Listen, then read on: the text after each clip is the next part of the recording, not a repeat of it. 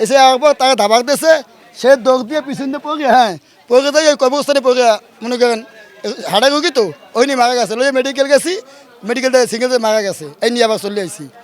দুপুরবেলা আমি বাসায় ছিলাম, তো তখন আমার আব্বু ছিল না। তো তখন হঠাৎ করে আমার কাছে এসে বলছে যে তোমার আব্বুরকে পুলিশই দিয়ে করছে, তারা করছে, তো সে এক জায়গায় দিয়ে পাসার খাই অজ্ঞান হয়ে গেছে, তো তুমি তাড়াতাড়ি আসো। তো আমি সব ফালাই রেখে তাড়াতাড়ি এসে দেখি সে অজ্ঞান হয়ে গেছে, সিএনজি আছে। তো সেই অবস্থা আমি তারে নিয়ে সিএনজিতে করে পপুলারে গেছি। তারপর পপুলার দিয়ে বলছে যে এটা সিরিয়াস অবস্থা, তো সারা বলছে সিরিয়াস অবস্থা, কিন্তু সেই সময় সে কোনো রিয়াক্ট করতেছিল না। তারপর সে জায়গা দিয়ে সেটা বাংলা নিছি। তো তারপর যাইয়ে তো দেখি যে সে আর বাচ্চা নেই। আমার আব্বু একজন অসুস্থ মানুষ, তার হার্টের ইনপাউন্ড, তারা দেখতে আসে যে সে একটা করতেছে এভাবেই। তারা করা কি তাদের ঠিক হয়েছে? তারপর আমি শুনছি যে তার গায়ে ইট মারছে। আমি এটা প্রথমে বিশ্বাস করতাম না, কিন্তু তার মাথায় দেখছি আমি আঘাতের চিহ্ন দেখছি, এই জায়গায় একটা দাগ আছে। তো এটা যদি ঠিক হয় তাহলে এটা তাদের উচিত হয় না।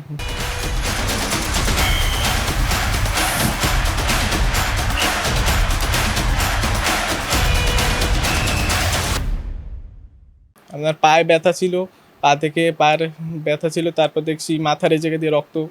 এই দৌড় দিছে, দৌড় দিয়ে মানে পড়ে গেছে, বলে বাজছে, এই শুনছি পুলিশ এসে।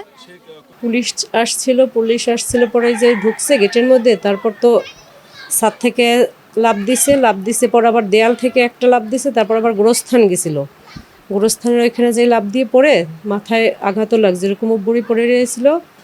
তারপর মনে হয় ওইখানে বসে অ্যাটাক করছে।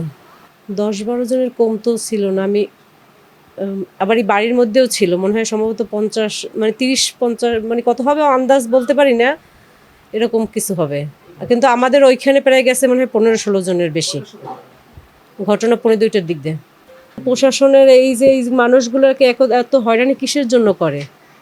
তারা কিসের জন্য এই যে উপর মহলের জন্য, তো আমাদের এত হয়রানি কিসের জন্য? আমাদের ভাইদের কি হবে আমি জানি না, আমার ফুপুর কি হবে আমি সেটাও জানি না।